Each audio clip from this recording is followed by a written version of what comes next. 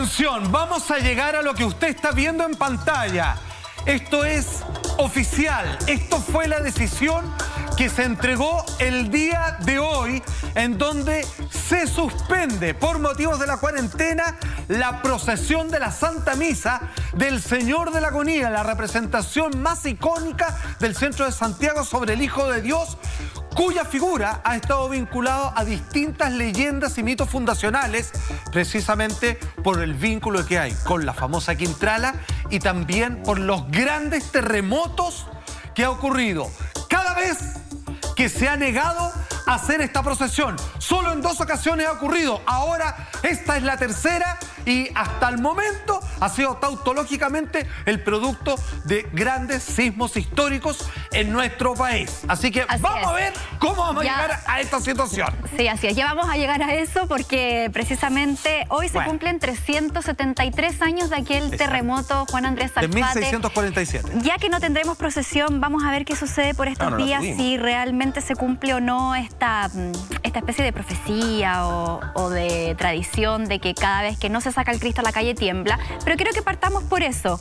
Hoy se cumplen estos 373 años. Contemos un poquito la historia de este Cristo de Mayo. Partamos, querida Monty, con este titular del diario La Tercera, que a través de esta sección que casi funciona como máquina del tiempo, nos explica un poco cómo se ha dado, obviamente a lo largo de la historia, esta procesión, que es no solamente una tradición religiosa, sino que incluso algunos místicos la vinculan con los posibles hechos catastróficos que genera el no sacar esta representación del Hijo de Dios a las calles, ubicada actualmente y desde siempre en la iglesia ahí de los agustinos, que está en Moneda con Estado. Dice ahí el titular: el mayo más trágico de Santiago, un terremoto, escúcheme bien, que destruyó la ciudad, la capital.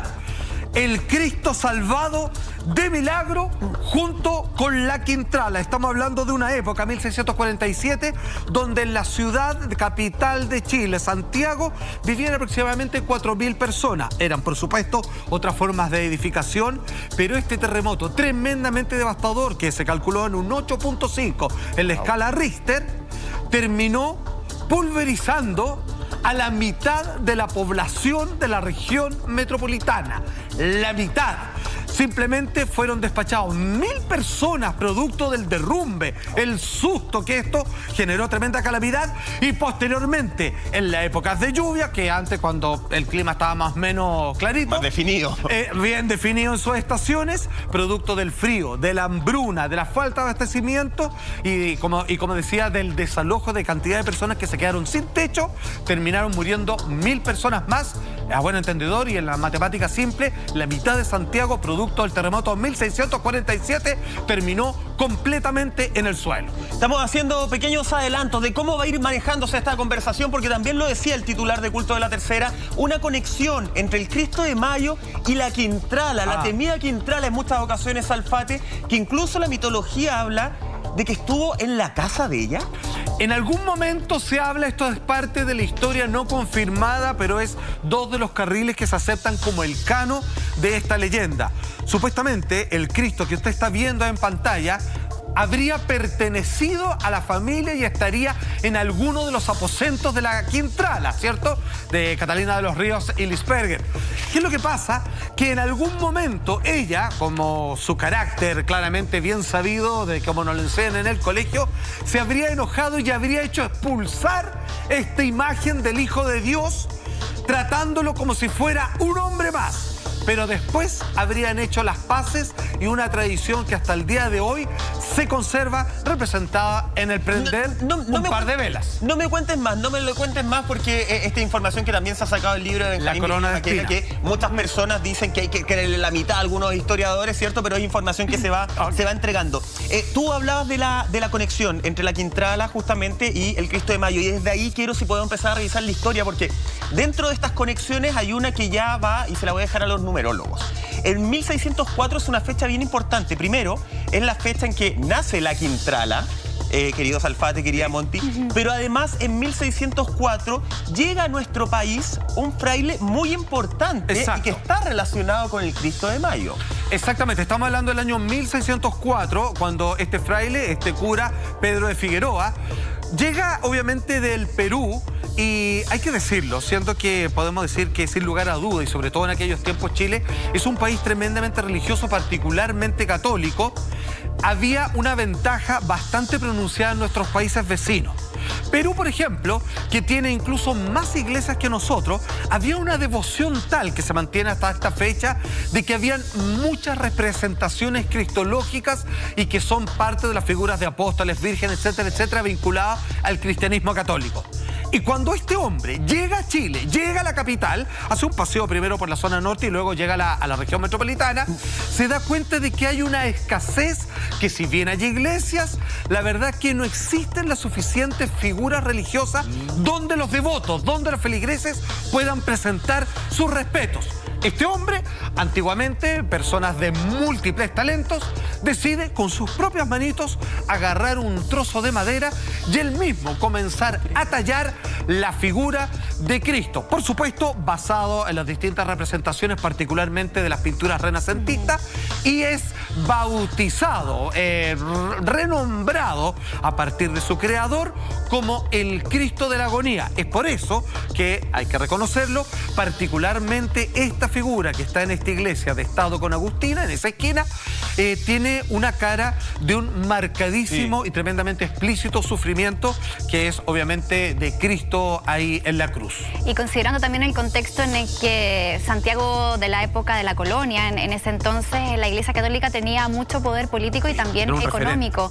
Ahora, ¿cuál es la relación que se hace con Pedro de Figueroa, este fraile peruano, y la Quintrala, que, por lo que también estuve investigando, tenía la casa justo en la esquina donde está esta iglesia? Ahora, hay una historia ahí bien interesante, no sé si podemos aportar con algún dato, y es que este fraile habría sido quien casó por primera vez a la Quintrala en un matrimonio que fue bien forzoso también, y se dice que a su vez la Quintrala habría estado enamorada de este señor. Así, muy buen punto, querida amiga. Estamos aquí haciendo un compilado de mitologías y leyendas urbanas, porque hay que entender de, como tú bien dices, parte, digamos, de incluso las caballerizas de la Quintrala se encontraban justo al frente de la iglesia. Incluso hoy en día, donde actualmente se lleva a cabo ahí un sistema de colación para los empleados que trabajan en Santiago Centro, se dicen, e incluso desde este programa, de este canal, en compañía en una primera oportunidad con Eduardo Fuente, fuimos a visitar este lugar que dicen que penan tremendamente, y valientes y carepalo, como es propio de las características de los camarógrafos de todo el mundo. La verdad es que fuimos testigos de cómo una silla se movió completamente sola, y la verdad que el reportaje no siguió porque en ese momento decidimos poner pies en polvorosa y arrancar del lugar. Oye, y claro, existe un término de conexión entre los subterráneos, de donde están los aposentos de la Quintrala, que conecta con la iglesia precisamente que está cruzando la cuadra. Bueno, de hecho, claro, parte de las conexiones, y ya vamos a hablar en profundidad de esta conexión, es además la conexión de los Linsberger con los agustinos. Justamente había una conexión, aparte de ser vecinos. Claro. Yo también tuve una experiencia en visitar la casa de la Quintrala, y es lejos de las experiencias más tremendas que he vivido, y también eran personas que tuvieron que salir de esa grabación, así de tremendo. Estamos hablando de esta historia del Cristo de Mayo y de saber cómo se formó, querido Salfate, pero ¿dónde empieza la historia? ¿Dónde empieza a ser llamado Cristo de Mayo? Es en 1647, a raíz del terremoto. Exactamente. Debo decir que no deja de llamar la atención que hoy en día, dentro de la modernidad, las imágenes de Cristo representados son un poquito más afables, bondadosas, que influyen más bien en la inspiración devocional espiritual de las personas. Pero en aquel tiempo, esta imagen, como usted se la ha visto y se ha conservado hasta el día de hoy, es un poquito más angustiante. Mal que mal, insisto, se le llaman el Señor de la Agonía, en donde el pelo se utilizaba cabello real, tratando de darle un extremo realismo, como usted lo está viendo en estos momentos en pantalla, y generalmente tenía que ver para erradicar el paganismo. Con esto, de cierta manera, intimidaban a los pueblos de las culturas originarias de nuestro país, aborígenes, indígenas de cualquier naturaleza, incluso esclavos, que por aquel momento todavía quedaban en nuestras localidades, para que finalmente se sintieran, ¿cómo decirlo?, derechamente intimidados y conmovidos por esta imagen. Entendamos que antiguamente, y esto es bien sabido, que las antiguas catedrales con sus vitrales contaban pequeños historias y pasajes de los evangelios que para muchas familias era prácticamente como ir a ver las teleseries de la tarde hoy en día. Se acercaban a la iglesia, mucha gente analfabeta que no tenía acceso a poder leer los pasajes directos de la Biblia. Estas historias contadas en viñetas casi como si fuera un cómic, y las representaciones religiosas eran el punto de inflexión de inspiración para aquellos que eran creyentes absolutos de esta religión. Claro. Ahora, atención, la verdad que en ese momento no podemos contar con fotografías, sino que con ilustraciones que marcaban los hitos del momento. Usted me está hablando del terremoto famoso, ahí estamos viendo algunas representaciones de la época, del terremoto de 1647, que es donde realmente adquiere el poder mítico que ha conservado hasta el día de hoy el Señor de la Agonía, el famoso Cristo de Mayo. Terremoto, atención, tenemos una gráfica ahí, que esto es un poco lo que se habla con la carta que llega del rey Felipe IV, que está rescatado desde el diario La Tercera.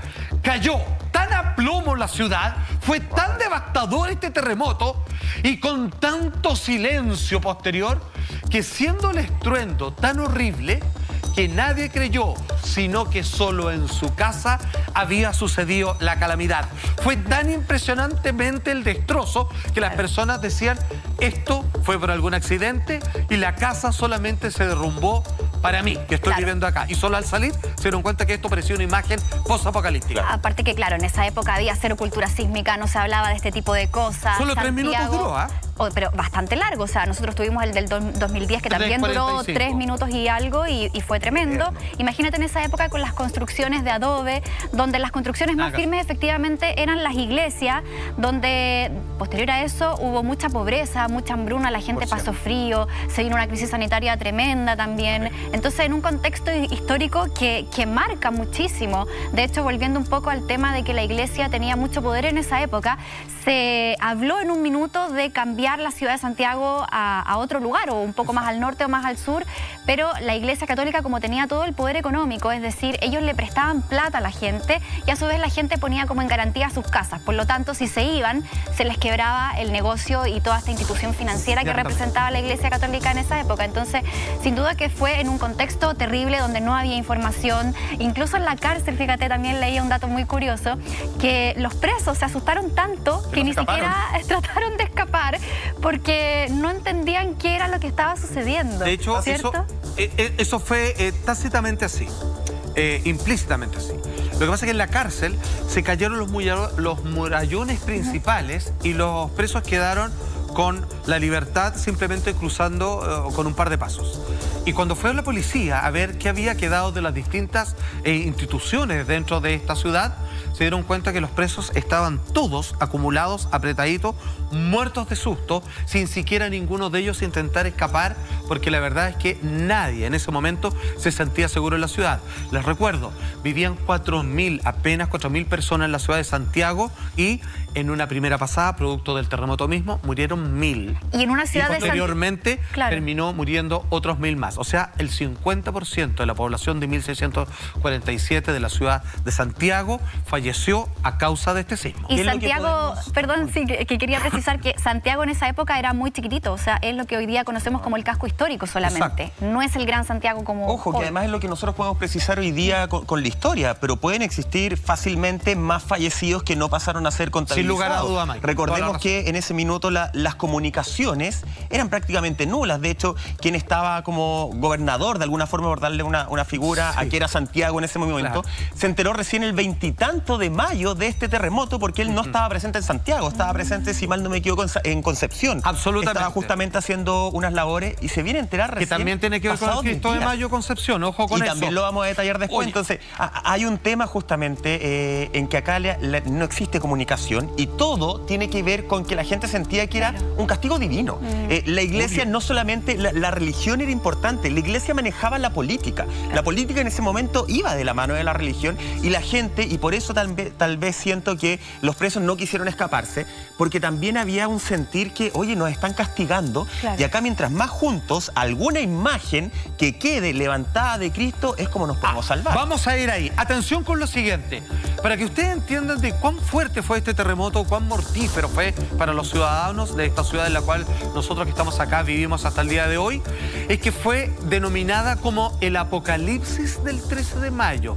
La gente que lo vivió en carne propia pensaba que se trataba del fin del mundo como estaba relatado en el libro de Revelaciones final de la Biblia del Nuevo Testamento. Ellos pensaban que, dado sus creencias, dado que en aquel momento se estaban viviendo no una descompensación religiosa, pero sí una especie de crecimiento fructífero en la economía que había un poco alejado a ciertas personas con esta tremenda separación entre los latifundistas y las personas que vivían, digamos, como obreros, jornaleros. Claro. Pensaron que quizás lo mejor era preocuparse más de ellos mismos que de estar mirándose al cielo y hacer peticiones a Dios.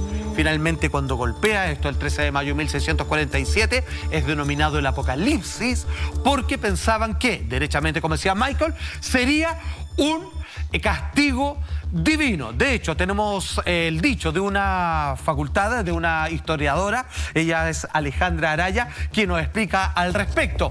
La asociación de las catástrofes naturales con la noción de castigo judeocristiana se puede encontrar en diversos textos, desde la Biblia hasta crónicas y sermones. Esto es válido incluso para los eclipses, para los cataclismos varios y los terremotos, que obviamente había una vinculación muy perfecta respecto a la religión católica. Acuérdense que cuando Cristo muere en la cruz, en parte de los 4 evangelios que existen en las Biblias normales, es cierto, porque hay otras versiones muy raras, se habla de que en la tierra tembló también. Hay una manifestación desde el terremoto como idea cristológica, que es cuando hay una idea de inflexión fundacional con respecto a la muerte de Jesús en la cruz. Entonces, el vínculo estaba mandado a hacer.